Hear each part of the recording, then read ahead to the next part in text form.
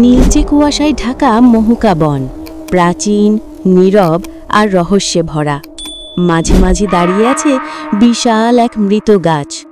রাতে সেই গাছের ডালের ফাঁক থেকে অদ্ভুত নীল আলো বের হয়। বনের প্রাণীরা শত বছর ধরে আলোটার রহস্য জানে না। কেউ কাছে যায়, কেউ আবার সাহসী করে না। এই বনের মধ্যেই থাকত শিয়াল ভেদা। তার চোখে তীক্ষ্ণ বুদ্ধির দীপ্তি, স্বভাবে শান্ত কিন্তু কৌতূহলী। বনের সবাই তাকে ডাকে বুদ্ধিমান ভেদা নামে। এক রাতে আকাশ জুড়ে ছুটে গেল নীল রঙের ঝড়। গাছের ডালগুলো কাঁপতে লাগল, হাওয়া ঘূর্ণি তুলল। ঝড়ের শেষে দেখা গেল মৃত গাছের মাথায় আরও তীব্র নীল আলো। পরদিন ভোরে খবর ছড়িয়ে পড়ল, নীল আলোটা বড় হয়েছে। ওটা কি দানব নাকি জাদু? ভেদা দূর থেকে দেখল গাছের মাথায় ক্ষুদ্র গোল বস্তু, যেন গরম নীল আগুনের মতো জ্বলছে। ভেদার মনে প্রশ্ন, বিপদ নাকি নতুন জাদু? সবাই ভয় পেলেও ভেদা সিদ্ধান্ত নিল, এই রহস্য জানতে হবে। যাই হোক, সত্যের কাছে যেতে হবে। ভেদা একা পথ ধরলেও কিছু দূর গিয়ে তার সঙ্গে যোগ দিল চিপি। চিপি ছোট্ট বাদুর, রাতে সব দেখতে পায়। সে বলল, নীল আলোটা আমাকে ডাকছে। তারপর এলো গুগু, ধীর কিন্তু শক্তিশালী ভাল্লুক। সে বলল, আমি ভয় পাই না, শুধু জানতে চাই ওটা কি। এভাবে তিনজনের দল তৈরি হলো। গাছের কাছে গিয়ে তারা মাটিতে তিনটে নীল রেখা দেখল। রেখাগুলো শেকড় থেকে বেরিয়ে ছড়িয়ে গেছে। চিপি বলল, এটা জাদুর পথ। ভেদা রেখা ছোতেই গুং শব্দ। আলো তার গায়ে উঠে গেল, কিন্তু ক্ষতি হলো না। গুগু উদ্বিগ্ন হয়ে বলল, এটা সাধারণ আলো নয়। ভেদার চোখে আগ্রহের ঝিলিক। সে বলল, রহস্য যত গভীর তত আকর্ষণীয়। তারা আরও সামনে এগোতে লাগল। গাছের ডালে উঠে তারা দেখল এক ডিম।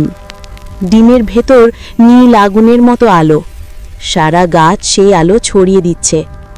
চিপি ভয়ে বলল, এটা কোনো প্রাণী নয়। ভেদা স্পর্শ করতেই ডিম কেঁপে উঠল। গুগু বলল, এটা যার, সে খুব শক্তিশালী। তিনজন নীরবে দাঁড়িয়ে ডিমের রহস্য বোঝার চেষ্টা করল।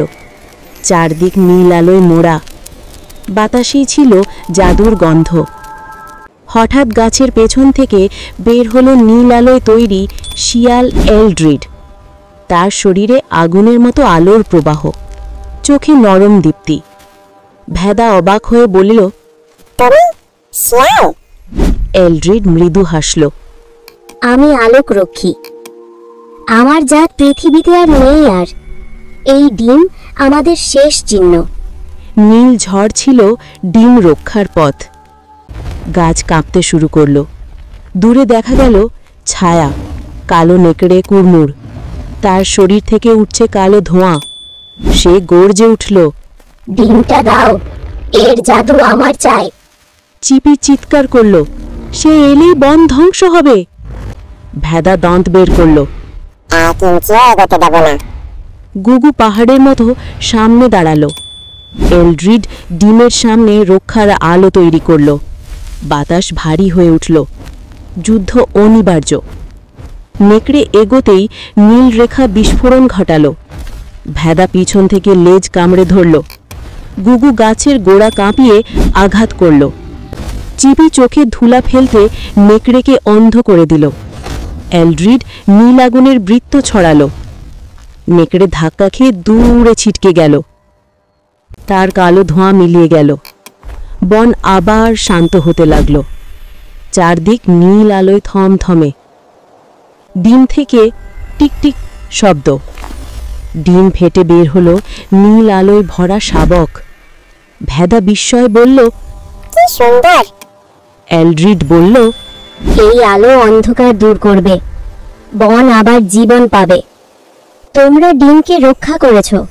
ভেদার বুদ্ধি, গুগুর শক্তি, চিপির দ্রুততা। তোমরা নীল আলোর বন্ধু হতে পারো। সময় কেটে গেল। শাবক বড় হয়ে আলো ছড়ালো বনে। অন্ধকার উধাও হয়ে গেল।